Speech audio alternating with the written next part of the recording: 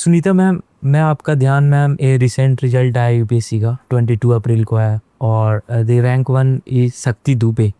C clear that exam in 5th attempt. 6 year का जर्नी रहा है उनका।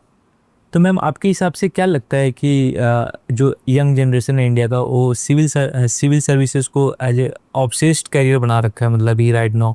तो आपको क्या लगता है कि एक यूपीएससी एस्पिरेंट को कितने अटेम्प्ट देना चाहिए, आइडियल नंबर ऑफ अटेम्प्ट कितने होने चाहिए एक एस्पिरेंट को, और उसके बाद मतलब अदर करियर ऑप्शन देखना चाहिए? बेटे ऑब्सेशन तो होना नहीं चाहिए यूपीएससी को लेके। किसी चीज़ को भी लेके ऑब्सेशन नहीं होना चाहिए। ओके। क्योंकि लाइफ में कोई सर्टेनिटी नहीं है। अच्छा। तो यू शुड बी फ्लेक्सिबल कि ये नहीं हुआ तो ये नहीं हुआ तो ये। तो जैसे मैंने अपना एग्जांपल दिया ना, I was happy teaching, I taught till the last day. इम्तिहान में छुट्टी लेके दिल्ली चल जाते थे, इम्तिहान देके आ जाते थे। You had never prepare full time for UPSC? Full time नहीं, मैंने ऐसे छोड़ा नहीं, नौकरी नहीं छोड़ी। मतलब along with a job you prepared? Along with a job, क्योंकि मुझे ये भी लगता था कि अगर मैंने जॉब छोड़ दी तो मेरे बच्चों का क्या होगा। मतलब टाइम लगता है ना टीचर रिक्रूट करने में। तो मेरे को लगता है कि हमेशा आपका प्लान बी होना चाहिए कि अगर आईएएस ना हुआ, कुछ ना कुछ हो जाता है, स्टेट सिविल सर्विसेज हो जाते हैं, ठीक है, मतलब सेंट्रल सर्विसेज हो जाते हैं। अगर वो भी ना हो, क्लास बी सर्विसेज मिल जाते हैं। वो भी ना हो तो आप स्टेट सिविल सर्विसेज का इम्तिहान दे दो, बैंकिंग का इम्तिहान दे दो, दूसरे इम्तिहान दे दो। ये नहीं सोचो मैंने सिर्फ आईएएस करना है, क्योंकि आईएएस की श्योरिटी तो कोई होती नहीं। मतलब आपको ऐसा लगता है कि यूपीएससी में लक का भी फैक्टर इम्पोर्टेंट? बिल्कुल, लक का जरूर फैक्टर है। फैक्टर है? हाँ। अच्छा, क्यों ऐसा बोल रहे मैम? आप क्या तैयारी करके जाते हो, क्या क्वेश्चन आते हैं? हाँ, इट डिपेंड्स ऑन। क्योंकि course is so vast, may be you don't prepare everything. या यूपीएससी के लिए आपने कोचिंग ली थी जब आपने सेल्फ किया था? क्योंकि मैं पढ़ा रही थी ना, हाँ। मैं कोचिंग नहीं ले पाई। पर मुझे ये याद है कि एक राव स्टडी सर्कल होता था यहाँ, ठीक है, मैंने उनको अप्लाई किया था और वो मुझे नोट्स भेजते थे। अच्छा अच्छा। तो उस सेंस में मैंने कोचिंग ली थी कि उनके नोट्स पढ़े थे। नोट्स पढ़े थे, लेकिन वैसे मैं कोचिंग लेने आ नहीं पाई क्योंकि मैं पढ़ा रही थी, इसलिए। पर before my interview I did few mock interviews with them. ओआरएन में, करोल राउस कोचिंग सेंटर। वो राजेंद्र नगर में था, करोल बाग? नहीं, आई थिंक कैनॉट प्लेस में था। कैनॉट प्लेस में था, ओके ओके। पर ऐसे दो तीन ही आपने मॉक इंटरव्यू दिया था, राइट? पर कुछ आइडिया हो जाता है फिर भी। तो मैम जैसे आपको क्या लगता है मैम कि इंडिया में जो यूथ है वो गवर्नमेंट जॉब के लिए काफ़ी अट्रैक्टिव है? Not for civil services, all other government jobs. Youth है वो काफ़ी crucial years of their life are investing for preparing for any government exams. तो मैम वो मतलब यूथ दूसरा चीज़ क्यों नहीं सोच पा रहा गवर्नमेंट जॉब के अलावा? बेटे जिसका जिसमें इंटरेस्ट है ना, वही करना चाहिए। किसी को इंटरेस्ट होगा बिजनेस में, किसी को इंटरेस्ट होगा सीए में, किसी को इंटरेस्ट होगा मेडिसिन में। ठीक, जिसमें इंटरेस्ट है वही करना चाहिए। तो मैम आप जानते हो कि अभी सिविल सर्विस में इंजीनियर्स का 70% सिलेक्शन हो रहा है, तो उनका by qualification they are engineers but they are coming into civil services. तो मतलब इंटरेस्ट चेंज हो जाता है मैम टाइम के साथ। तो बट ये ना थोड़ा हाइप है, थोड़ा हाइप है, क्योंकि डॉक्टर्स और इंजीनियर्स भी आ रहे हैं। I think doctors and engineers do as much of good service they can do. 20 year old कोई इंडिया का यूथ है, उसको क्या आप लाइफ के लिए अपने पर्सनल एक्सपीरियंसेस से कुछ एडवाइस देना चाहोगे? टॉप 3 एडवाइस 20 ईयर्स को, जो आपको ऐसा लगता है कि मैं वो बैक कर पाती 20 ईयर्स में, जो आप मतलब ऐसा कुछ एडवाइस देना चाहोगे 20 ईयर्स इंडियंस के लिए जो यूथ है? एक तो मैं बोलूँगी be compassionate. Okay, to people. Okay, and this includes be respectful to your parents. Okay, मतलब अपने रिलेशनशिप्स अच्छे रखो। देखो, अगर रिलेशनशिप्स अच्छे ना हो तो खुश नहीं रह सकते।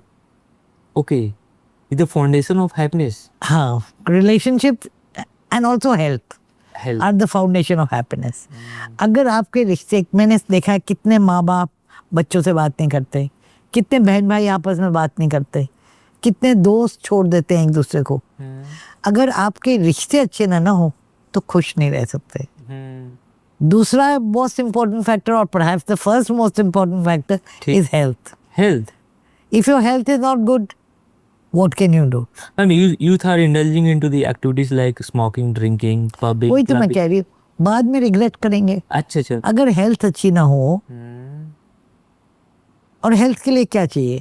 Exercise and right eating. WHO कहता है 70% of the disease of old age Okay. Is found in youth. Okay. Young age में आप वो गलतियां जो करते हैं उसके कारण बाद में पछताते अच्छा, हैं, इसका चाहे स्मोकिंग ड्रिंकिंग जो आपने मेंशन किया उसके कारण। अब यूथ ऐसा है कि यूथ में बड़े हमारे हार्मोनल चेंजेस होते हैं, अच्छा. सडन एड्रीनल रश होता है, तो हम लोग रिस्की काम करने चाहते हैं, फास्ट ड्राइविंग। Risky, yeah. हाँ, फास्ट ड्राइविंग, या आप गांजा खाना चाहते हैं, या आप ड्रग्स लेना चाहते हैं, Yeah. स्मोकिंग करना चाहते हैं, you know, you want to have relationships with women, you want to try new things. तो उसकी थोड़ी काउंसलिंग हो जाए ना, चाहे पेरेंट्स से, चाहे टीचर से, चाहे डॉक्टर से। अगर बच्चों की काउंसलिंग होती हो कि this is normal, this is normal, ये चेंजेस आते हैं बॉडी में, और बॉडी में जब चेंजेस आते हैं माइंड में भी चेंजेस आते हैं, but don't lose your focus. तो health and relationships are most important. और हेल्थ के लिए क्या चाहिए? Exercise, right eating and good environment. Of course you need job, money to sustain yourself, those come later. Later, हाँ. पर रिश्ते अगर अच्छे ना हो, हेल्थ अगर अच्छी ना हो, तो कुछ नहीं हो सकता। जैसे मैं अपना सिचुएशन बताता हूँ, कुछ जो हम लोग का एज के जो जैसे कुछ इंडियंस लोग हैं, वो अपने पेरेंट्स से अपनी फीलिंग्स नहीं बता पा रहे। जो डैड होता है उनसे अपनी फीलिंग्स नहीं बता पा रहा, बॉयज़, स्पेशली बॉयज़, कि वो क्या करना चाहता है लाइफ को लेके। तो मैं कहाँ, मतलब डैड में कमी है कि सन में कमी है? दोनों में ही। दोनों में कमी? हाँ, दोनों में। आप क्या हैं, आप डैड बने अभी तक? नहीं। नहीं बने मैम। आपकी शादी हो गई? नहीं हुई मैम। नहीं हुई। नहीं। तो आप अपने डैड से कैसे कम्युनिकेट करते हो?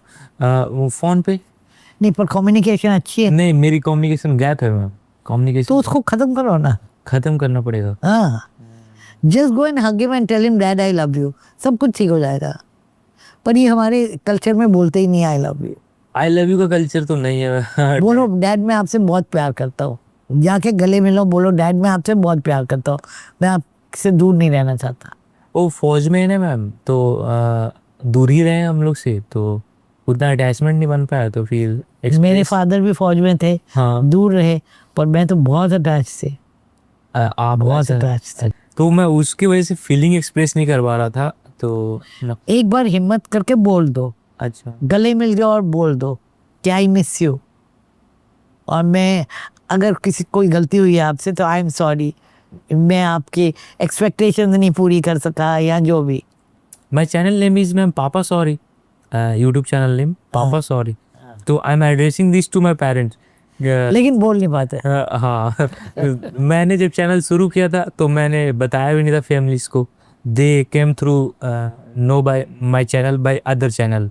मैंने डायरेक्टली नहीं बताया था कि मैंने शुरू किया। तो अब पापा क्या बोलते हैं चैनल के बारे में? चैनल के बारे में पापा बोले ही डोंट बिलीव कि मतलब ऐसा कैरियर अभी हो सकता, मतलब एज ए डिजिटल एज में, इंडिया का डिजिटल एज में ऐसा कैरियर यूट्यूबर जैसे आप सुने होंगे मैम कि बहुत सारे फेमस यूट्यूबर्स हैं। हाँ हाँ हाँ, तो ही डाउट्स ऑन दैट, मतलब कि बोलो डैड नई नई चीजें हैं, मैं आपको दिखाऊंगा। हाँ। उनको कोई सक्सेस स्टोरीज बताओ। आजकल तो ओपिनियन लीडर्स बन गए ना, कोई जैसे एडवर्टाइज करते हैं या ओपिनियन देते हैं कई, वो भी बहुत पैसे कमाते हैं। या पीपल हैव नो आइडिया कि how much a person can earn on YouTube अगर he gets view on that video. तो वो आइडिया नहीं लोगों को, खासकर अपने पेरेंट्स को जो मतलब गवर्नमेंट जॉब में है, तो वो नहीं इसको एज ए कैरियर देखते। तो बताओ ना उनको। हाँ, तो मैम समझाओ। बट उनके एक्सपीरियंसेस डिफरेंट है ना मैम, वही बात है, गैप है, जनरेशनल गैप आ जाए। Generation gap. तो गले मिल के खत्म करो जब नहीं जाना। मैम ने बोला है गले मिलना है तो मैं गले मिलूंगा।